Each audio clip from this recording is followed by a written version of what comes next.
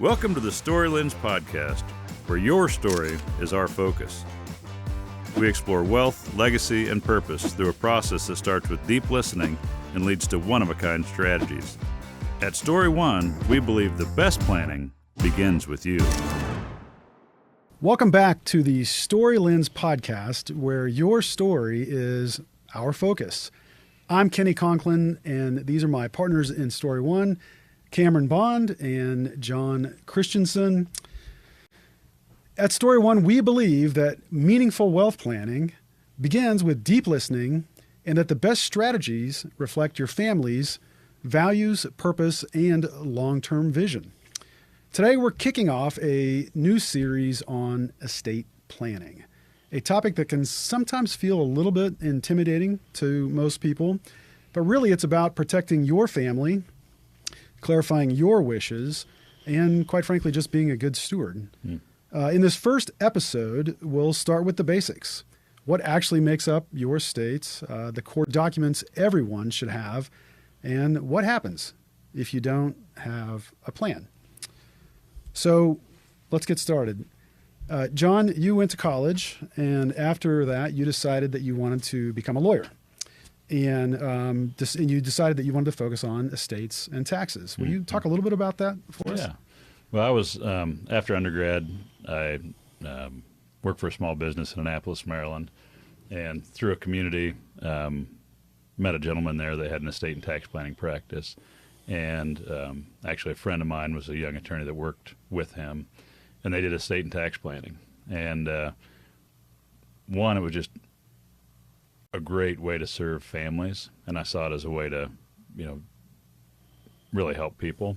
But then the other thing is that it was just a really good business, right? So from a standpoint of, we were in Maryland at the time, and Maryland has a heavy probate state. So their practice was basically half of their practice was probate and half their practice was estate planning and trust administration. And so really, as I was deciding to go back to law school, I wanted to focus on estate and tax planning. And then kind of the other aspect of that is I love business. And so before I went, I actually went and did some aptitude tests and told them I was thinking about going to law school. And the lady that did the test, she said, 75% of my clients are attorneys. Do you know why? I said, no. She goes, because they hate their jobs. So she actually recommended that I go to law school, but she recommended that my practice look a little different. She said I should be more, do like business consulting, help with succession planning, that kind of thing. And so really I've used her guidance and that guidance as I've kind of shaped my career path. When I was in law school, I clerked at a firm, and I would literally walk in and see all the attorneys that are billing time. And the way you bill time is you have your face in your computer, right? You're drafting something. And that was something that this lady had told me. She said, if you spend your life reviewing and drafting documents, you will hate your life. So I spend a fair amount of time reviewing documents now, drafting summaries, that kind of thing, but I don't spend 60 hours a week doing that. So this topic that we're kicking off this series on has been near and dear to your heart for quite some time now. Yeah. Oh, yeah. It's been, and it's just it's not a fun way. I joke that I've the most boring parlor trick on the planet. I can review your estate plan and help make it better. So. That's good. I think it's also true that like in your DNA is kind of this protection element, this like care for and protect families. It's just so in the bones of who you are. So, there's a lot of ways to do that, but certainly estate planning, and when it's done thoughtfully and when it really captures the client and the family's heart and their story, then, it's a unique place to intersect. Yeah. And the opportunity, before I got into financial planning, I worked at a couple of trust companies. And so I have seen, for lack of a better term, kind of the dark side of what happens if you don't have a good plan. And so I think that's the other element of, in this case, an ounce of prevention is worth a pound of cure by far. And then when you start dealing with multi-generational wealth or businesses or those kind of things, all of it compounds. So And so I've been with you guys for a year and a half now. We started StoryOne. Cameron, you've been with John for 10 plus years. Yeah. How many conversations have you had with clients around estates and tax planning? And could you put your finger on a number? Yeah, I mean, I think if you take the kind of the core pillars of financial planning, estate is definitely one of those key pieces. It's really common that when we intersect a family, like they don't have a plan, or they did a plan 15 years ago, but they haven't looked at it. Things have changed dramatically, and so kind of wading into those documents, understanding them, and really kind of aligning that with what we know about the family as we've kind of done some of that work of digging in, understanding who they are. A lot of times you look at the document, it's pretty glaring right off the bat. Like, do you know that this is what it says? If there's already a document in place, do you know what's actually going to happen? Like, and they're like, whoa, that is not my intention. And so, I don't know. I've sat in hundreds of meetings where we've either reviewed or designed estate plans. We don't do the drafting. We engage attorneys who we think are a good fit for the family, and different attorneys have different skill sets. So we're always kind of trying to align that correctly. But we're heavily involved in the design side and feel like we can really spend time to dig into who the family is so that ensures that estate plan aligns. And it's interesting, a lot of times when we start working with a family, it's a little bit like the pebble in your shoe, right? Like they know that when their kids were young, they did an estate plan, but the trustee is no longer the right trustee. The guardian's no longer the right guardian. They've moved. They have a new community. Their estate or their wealth has grown a lot. So it is this thing where it's like often people know they should fix it, but they also have very little inertia in that. So a lot of times we're the inertia. We're the people that kind of encourage them strongly to get this across the finish line. Yeah. So. Right. And when you say it, we mean the estate plan. Yeah. What a lot of people hear that and they think of different things. What exactly is an estate plan? Well, the funny thing is, I think if you went to 100 people randomly on the street, right? So there'd be a kind of a dispersion of wealth. I bet between 25 and 50% would say, I don't need an estate plan. I don't have an estate. Because they envision like this kingly thing, or this very wealthy family has an estate. I don't have an estate. But really, everyone has an estate. So in the United States, the way that title changes is, there's only a few ways that title changes. So anything that you have that has title needs to go through either a non-probate process or the probate process. And it is interesting. So my brother passed away in 2020. He was 40 years old. He'd never been married. He'd worked for Apple for 10 years. And I think if some random person asked him about his estate, he would have said, I don't have an estate. But when he passed away, the way that some things were titled, and this is not hyperbole, it took what would have been a 40-hour job to settle his affairs and turn it into a 140-hour job to settle his affairs.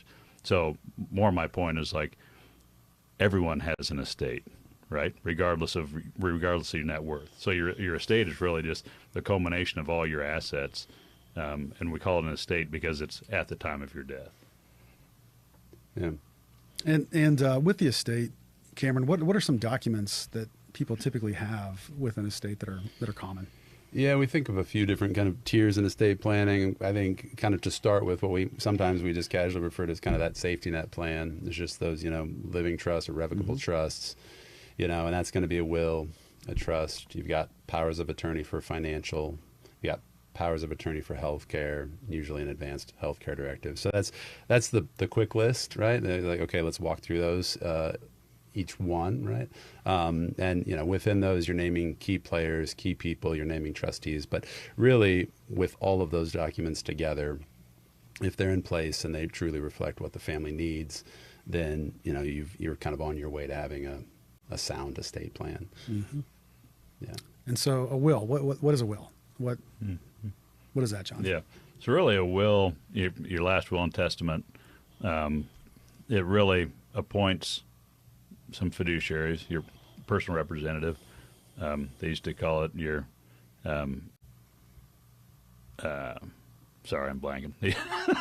The personal representative which, really is who you appoint to take care of your affairs when you pass away. But then people with minor children, that's also where you appoint the guardian, right? So really that will, for lack of a better term, it directs the court on where your assets go and then who's responsible to take care of your children. And so, again, there's lots of times when families start out, we talk about a trust-based plan or a will-based plan. And a will-based plan is a lot of times where families start out. So they have the cornerstone of their entire estate plan is their will. And their will really directs the court on where they want assets to go and who's in charge. Can you just elaborate on it a little bit? I think that's a question we do get sometimes, like, is a will-based plan sufficient? Like, when do you kind of transfer over into, okay, we should add a trust to the plan? Like, that's right. Yeah. Well, and so a lot of times, I would say that really a will-based plan works in a few cases. It's really where it's a smaller, less complex balance sheet, or the person that owns less. But then also they're super diligent, right? And so we have a couple families we work with that have will-based estate plans, but it means they have to be super diligent. And when I say super diligent, I mean it's like every bank account needs to be titled properly. Every little thing needs to be titled properly. Otherwise, actually, what a will does, it actually forces things into probate. Where historically, every estate planner's goal is to avoid taxes and avoid probate. And so that's kind of the lens that we use when we're thinking about a plan. So you can have a will-based plan. However, if you're going to avoid probate, it takes some special titling. So like, just as an example, so like on your house, you can have what they call a beneficiary deed. So on a house, when you pass away, it goes to the beneficiaries outside of probate. On a bank account, you can have a transfer on death. So it says, when I pass away, this transfers to these people. And so, and then obviously on 401k plans, life insurance plans, you actually have what they call a designated beneficiary.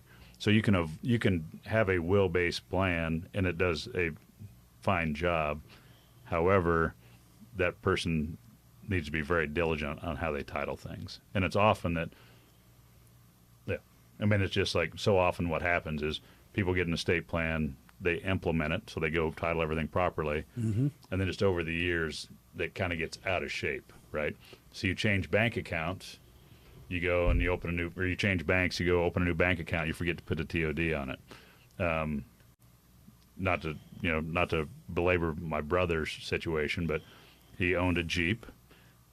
We literally walked in the DMV because he was retitling his Jeep, getting a new license plate, and I said we want to put a transfer on death designation on the Jeep so it avoids probate. We're standing in line at the DMV for an hour. We stand at the counter at the DMV for half an hour. We turn and walk away, and I said to the clerk that was helping us, "Hey, did we actually do the TOD on the Jeep?" And she said no. Right? So we were there. We literally spent an hour and a half, hour and 45 minutes, and had I not checked the last detail, that Jeep would have had to go through probate at my brother's passing. So again, it's just like you buy a new car, you buy a new house, you need a new bank account. You have to make sure it's titled properly, otherwise it's going through probate. And I think secondarily, like, let's say imagine everything is titled properly, it does get assets to the people that you want to have them, your children, relatives, whatever.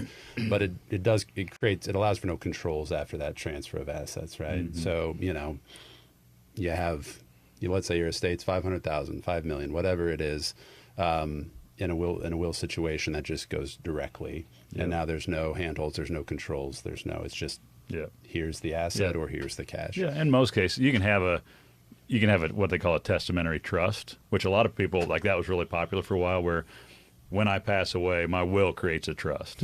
Well, lots of times what happens is that trust isn't the same as a revocable trust, so it's got a lot less provisions, a little smaller. But then you know what you've just done?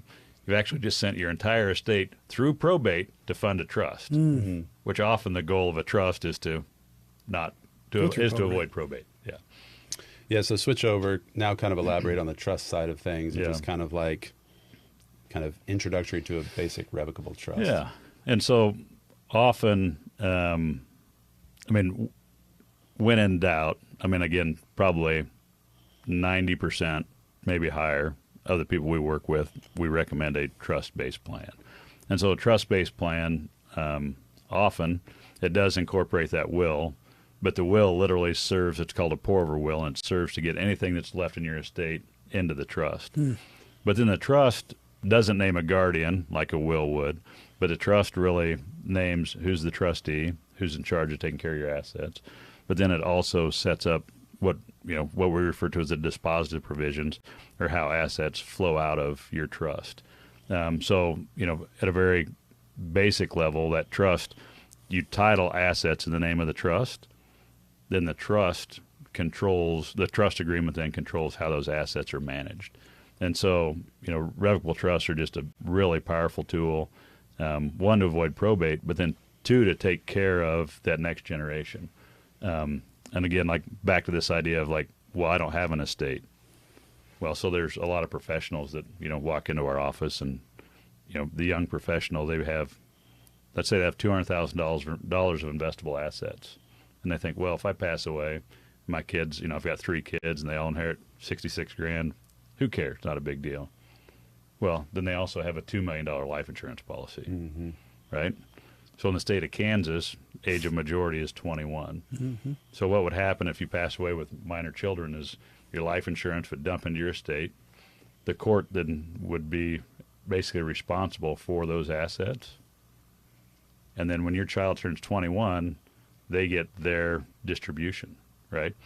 So all of a sudden, like this thought of like, does everybody need a trust? Probably not. Well, if you have life insurance and minor children, then you need a trust. Or if you're in a situation like there's lots of families that have special needs children, right? So there's just layer upon layer of where a revocable trust is just a super powerful tool. And so, there's a list of about 10 things of when a trust is appropriate versus a will. And I think I think a will, quite frankly, should be more the exception. And in my world, an exception is like 2 to 5% of the time. It's not 25 to 35% of the time. So we talked a little bit about what is a will, Yeah. a little bit about what is a trust. Yep. What about powers of attorney? Yeah. What are common powers of attorney, and why are they important? Yeah. Well, and it's interesting. Often, like in the legal world, they talk about the financial power of attorney and the medical power of attorney.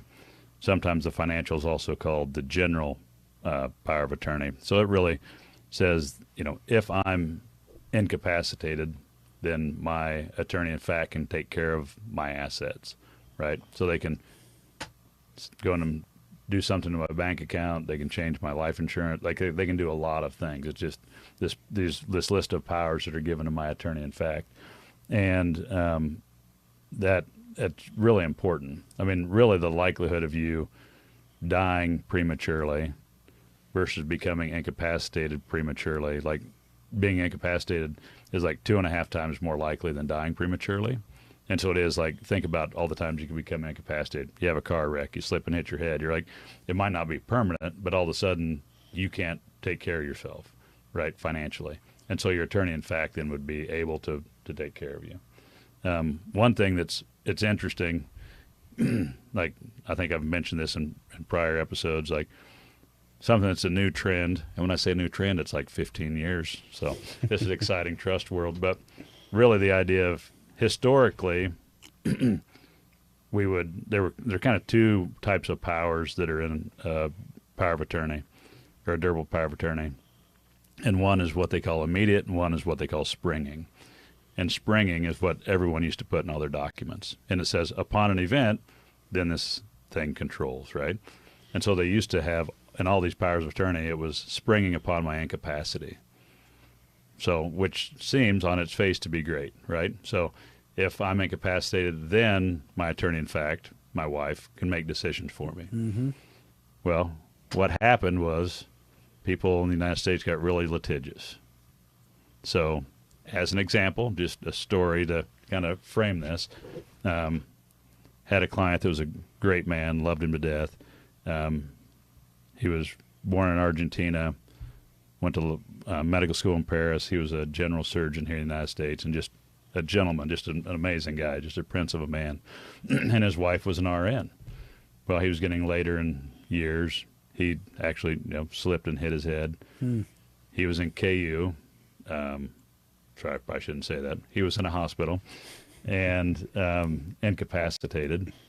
He wasn't in his right mind, but we couldn't find two doctors that would sign a letter that said he was incapacitated. I see. Right? So his wife, attorney-in-fact, couldn't make decisions on his behalf. And it was like in the simple things that you don't think about. It's like, well, we need to pay the mortgage. We need to retitle. I mean, whatever those things are that you do on the day-to-day, if somebody doesn't have an attorney, if somebody isn't your attorney-in-fact, they can't do those things for you. And so there's a power of attorney for health, Yep. and then a power of attorney for financial as well. Yep. That are pretty common. Cameron, tell us a little bit about that.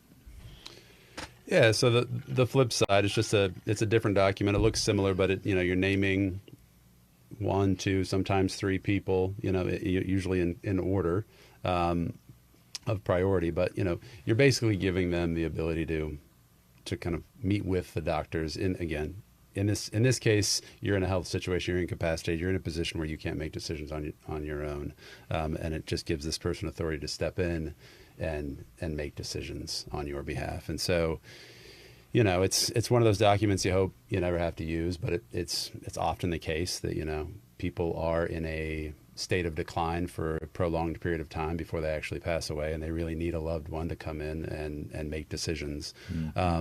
Sometimes when we're thinking about who these people are, the roles, someone gets nervous. They're like, I don't want to put that pressure on my son, or I don't want to put that pressure on, whoever it might be that they're naming, which we usually point out, how this works in real life.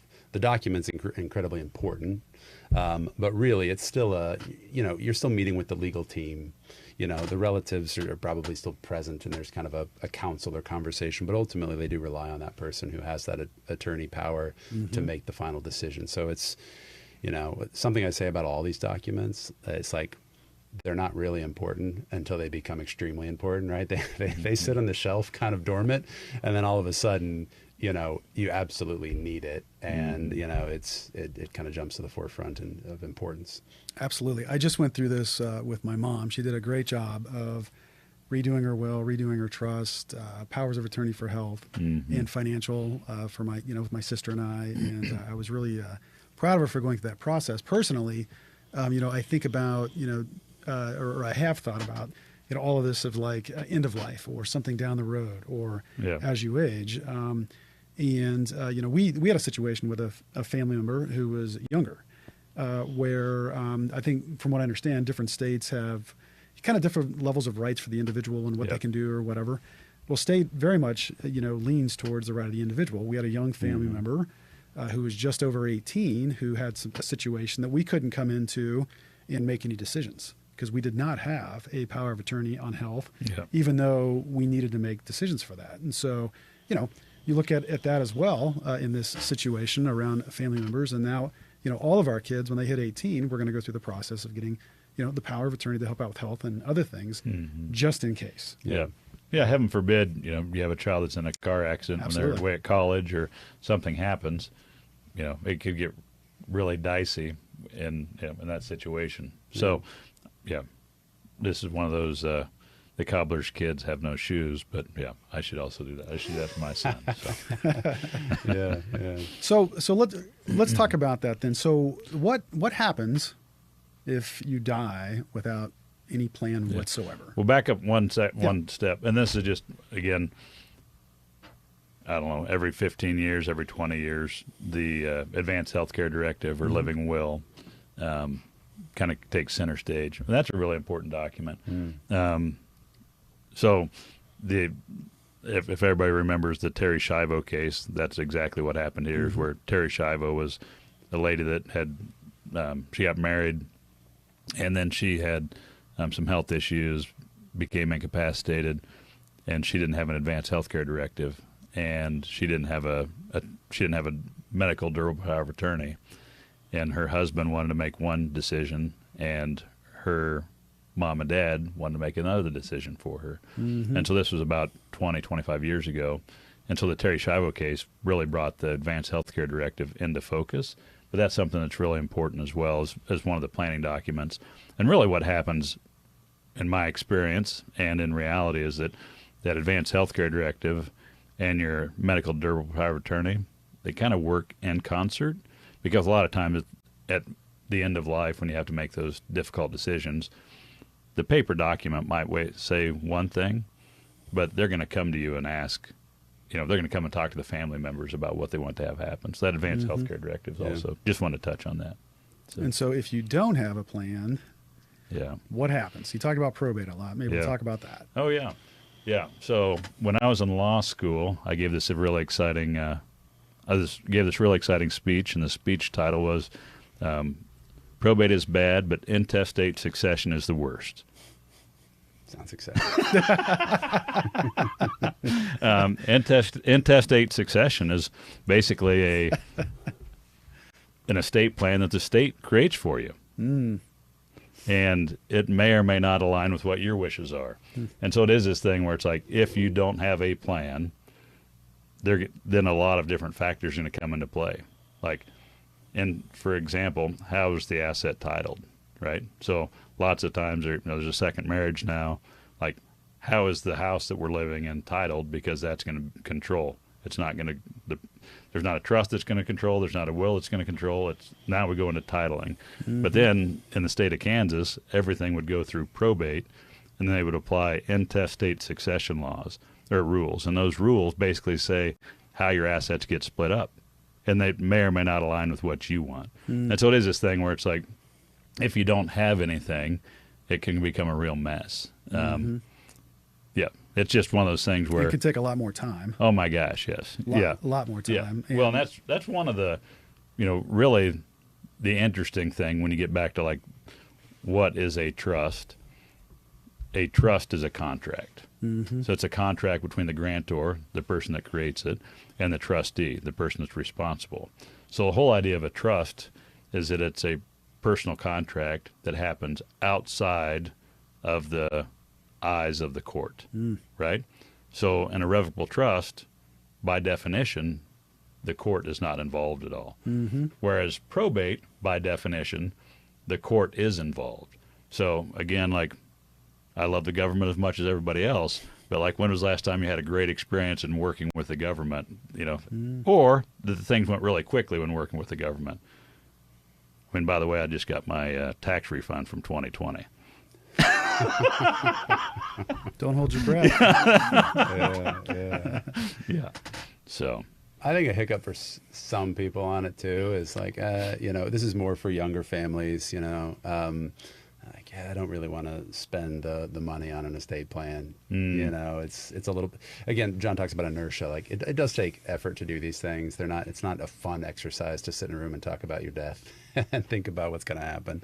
But yeah, some families get a little bit hung up on the cost. Like, I just don't want to spend, I would say the average, and this is a very ballpark, but average estate plans probably cost between $3,000 and $5,000 to do all the documents we've been talking today. But if you kind of flip the coin and go, okay, well, you don't have a plan and you're walking through probate, or what John just talked about, the legal costs on there, the time, the effort, the energy is probably going to surpass that by a significant margin oftentimes. But then it's also just the idea of, again, like this stewardship. Yeah. Like, I love my children to death. I think my children are great kids.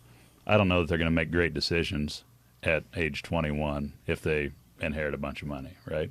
I don't think at age 21 I would have made a lot of wise decisions. So it is this thing where it's like, there's this stewardship element where it's just like, it's almost a non-negotiable. It's almost like, if you have a family, if you're responsible, then you should have an estate plan. Yeah, and I always look at it like, I want my family to be taken care of, and I don't want them to have to spend a lot of time and effort if I'm not here. Yeah. And so, tying things up is important. Yeah. Well, and quite frankly, when you think about, like, it's not unusual. Like, I've heard this comment before, and it's just like, literally, like, whoever you're talking to said, well, I don't worry. I'm not worried about it. I'll be dead. Well, that's not a very loving stance, right? So this thought of, again, like, how do I love my children? How do I love my wife? How do I love it? Is like, have things in order, make sure that they are taken care of from a standpoint of they don't have to clean up a mess. So Yeah, and I think in the seat that we sit in, we work with enough families where once a year, twice a year, the unexpected happens in a family or their extended family. And, things are a mess. And we're going to ride shotgun with that client. We're going to come in and really help them clean it up. But, it always reinforces, like, we just don't know. Like, we don't know when something's going to happen. And so being diligent, showing good stewardship in this place is really important. And we didn't really get into it much on the trust design side, but for families like mine, I've got 4 kids. My oldest is 16, my youngest is 9. Like, you think about the life insurance that would jump into this thing if my wife and I were both gone. You think about other assets we have, and it's like, yeah, we need to create some handholds for these kids. We need to have a trustee in place who's going to help them make decisions, someone who loves them and knows them, but also has wisdom and some administrative ability to help them manage these things. And so that's that's a huge piece of this trust that I have, is like, okay, there's something in place to ensure my kids have guidance if we're not there. Yeah. And I would say, I'm grateful to have these things in place, but I'm also grateful to have you guys, and I sleep better at night because I know if something happens to me, my family will get taken care of as well. So having the right team with the right heart is super, super important as well. Yeah.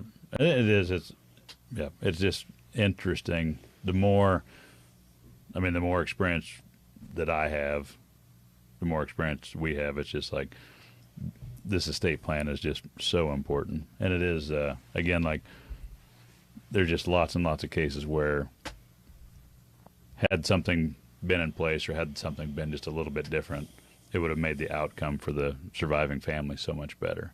So it is a thing where it's like, you just have to be diligent. And it's, again, like, we get into some really small minutia from a standpoint of how things are titled, who owns it, but that's really what's going to happen at the end of the day, is that's what's going to control. So.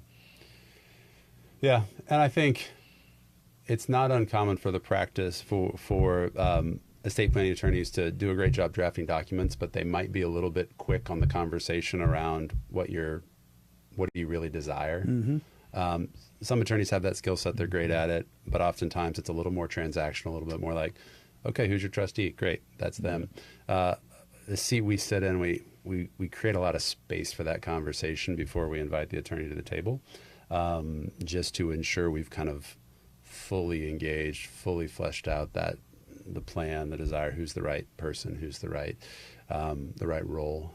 It's not uncommon that a family names a trustee right off the bat, and we're like, whoa, hold on. Yeah. You trust them, but their skill in administration or the reality of putting them in this role would actually be detrimental. So just kind of having that conversation.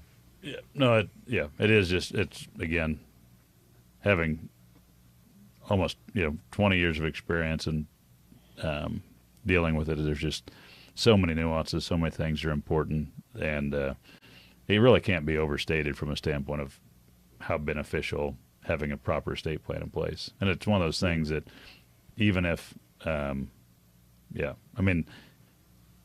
it'd be better to have something in place and have it 85% correct than nothing in place. So we talked about a lot today as we kick off this series on estates, and estate planning doesn't have to be overwhelming or some spooky subject. Starts with a handful of documents to provide clarity, protection, peace of mind. If anybody has questions around estates or these types of documents, feel free to reach out to us at StoryOne. We'd be happy to talk to you about that. It will kind of close this podcast episode. We thank everybody for joining us on this episode of the Story Lens podcast by StoryOne. Be sure to follow us on Apple Podcasts, Spotify, and YouTube so you never miss an episode. Until next time, we're grateful to have you on this journey with us. And thank you, John and Cam, for all the wisdom you're bringing to this topic. Yeah, thanks for hosting, Kenny. And really, one other thing is we do want to do some Q&A podcast. So from a standpoint of if this has brought up any questions specific to you or that you want to just in general answered, go ahead and post those in our comments, and we'll address them. We'd love to. Yeah. Thank you. Thank you for joining us on the StoryLens podcast. If you're navigating complex financial decisions, we're here to help. We know your story is anything but ordinary, and that's why we start there, because the right solutions are as unique as you are. StoryOne Family Office, LLC, or StoryOne is a registered investment advisor, RIA, registered with the United States Securities and Exchange Commission, SEC. Registration as an investment advisor does not imply a certain level of skill or training, and the content of this communication has not been approved or verified by the United States Securities and Exchange Commission or by any state securities authority. StoryOne renders individualized investment advice to persons in a particular state only after complying with the state's regulatory requirements or pursuant to an applicable state exemption or exclusion. All investments carry risk, and no investment strategy can guarantee a profit or protect from loss of capital. Past performance is not indicative of future results. This podcast is intended for informational purposes only and is not intended as the sole basis for financial decisions, nor shall this be construed as advice for the financial needs of any individual. StoryOne is not permitted to offer, and no statements made during this podcast should constitute legal or tax advice. The information contained herein has been compiled by independent third parties, have been obtained from sources who are believed to be reliable. However, accuracy and completeness cannot be guaranteed by StoryOne.